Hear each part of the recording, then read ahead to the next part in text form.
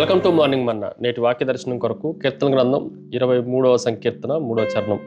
నా ప్రాణమునకు ఆయన సేద తీర్చుచున్నాడు, తన నామమును బట్టి నీతి మార్గములలో నన్ను నడిపించుచున్నాడు. మరొకసారి ఈ ఉదయకాల సమయంలో దావీదు కీర్తన, చాలా అద్భుతమైన అమోఘమైన అందరికీ ఫెమిలియర్గా తెలిసిన కీర్తన భాగం 23వ కీర్తన. యెహోవా నా కాపరి అని ప్రారంభించబడి కాపరత్వం యొక్క గుణగణాలను, దేవుడే మనకి కాపరిగా ఉంటే జరిగే మేలుల గురించి దావీదు భక్తుడు ఈ కీర్తనలో వర్ణించడం మనం జాగ్రత్తగా ఆలోచన చేయొచ్చు. ఈ వాక్య భాగాల నుండి ఉదయకాల సమయంలో 4 ప్రాముఖ్యమైన సత్యాలు మనం నేర్చుకోవాలి. Number 1, it is a soul, ప్రాణము. ఆయన నా ప్రాణమునకు సేద తీర్చుచున్నాడు అన్న ఈ మాటలో దేవుడు మనకు మన ప్రాణాన్ని, దానికి సంబంధించిన అలసట నుండి, మానసికమైన వేగము నుండి, కష్టము నుండి, శ్రమలన్నిటి నుండి ఆయన మనకు విశ్రాంతిని, సేద తీర్చే విధానాన్ని దేవుడు మనకు కనపరుస్తున్నాడు అన్న సత్యాన్ని మనం గ్రహించాలి.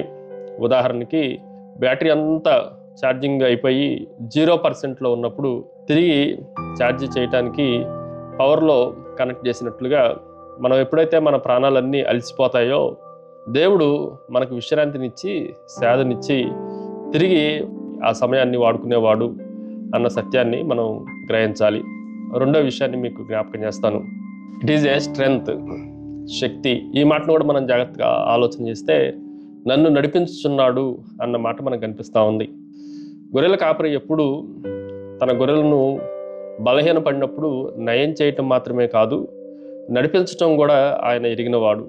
ఈ సేద ఎందుకు తీరుస్తున్నాడు, ఎందుకు విశ్రాంతిని కలగజేస్తున్నాడు అని మనం ఆలోచన చేస్తే ఇంకా ముందు నడవవలసిన పరిస్థితులు ఉంది, ఇంకా ముందు నడవలసిన ప్రయాణం ఉంది. కాబట్టి ఆ ప్రయాణాన్ని కొనసాగించడానికి కావలసిన శక్తి కొరకు దేవుడు మనకు సేద తీర్చి నడిపించేవాడుగా ఉన్నాడు.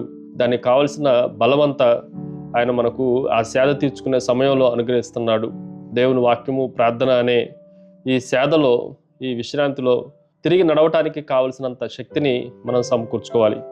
ఉదాహరణకి ఈ పరుగు పందెంలో బాగా పరిగెత్తి అలసిపోయిన పదార్థాలను ఇచ్చి తిరిగి ఉజ్జీవింపజేసి ఆ రేసులో మరలా పరిగెత్తడానికి ఎలాగైతే శక్తినిస్తాడో దేవుడు కూడా అలాంటి శక్తిని మనకి ఇస్తుంచాలి.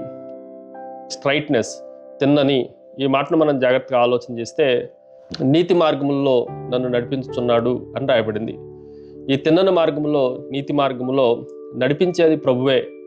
ఉదాహరణకి GPS ఆన్ చేసుకొని మనం ప్రయాణం చేసినప్పుడు ఎక్కడన్నా దారి తప్పిపోతే మరలా తిన్నని మార్గంలో నడిపించినట్లుగా దేవుడు మనల్ని సత్య మార్గంలో, నిత్య మార్గంలో, నీతి మార్గంలో నడిపించేవాడు. ఫైనల్లీ 4వది, ఇట్ ఈజ్ ఏ శాంక్టిఫై, పవిత్రత. ఈ మాటను కూడా మనం జాగ్రత్తగా ఆలోచన చేస్తే దేవుడు తన నామమును బట్టి తనకి ఎంత నీతి ఉందో, ఎంత పరిశుద్ధత ఉందో ఆ పరిశుద్ధతను, పవిత్రతను మనకు కూడా అందించేవాడు. ఆ పవిత్రతతో మనం ముందుకు నడవాలి అన్న ఉద్దేశం కొరకే ఈ సేద తీర్చి బలాన్నిచ్చి నడిపిస్తున్నాడు అన్న సత్యాన్ని మనం గ్రహించాలి. ప్రార్థన. సకల ఆశీర్వాదములకు కారణభూతుడు తండ్రి, నీ తిన్నని నీతి మార్గంలో మమ్మల్ని నడిపించి మహిమ పొందమని యేసు నామమున అడిగి వేడుకుంటున్నాం తండ్రి, ఆమేన్.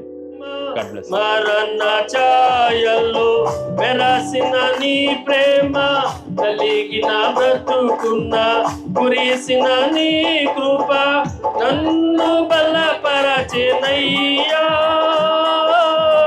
నన్ను గణపరచునయ్యా.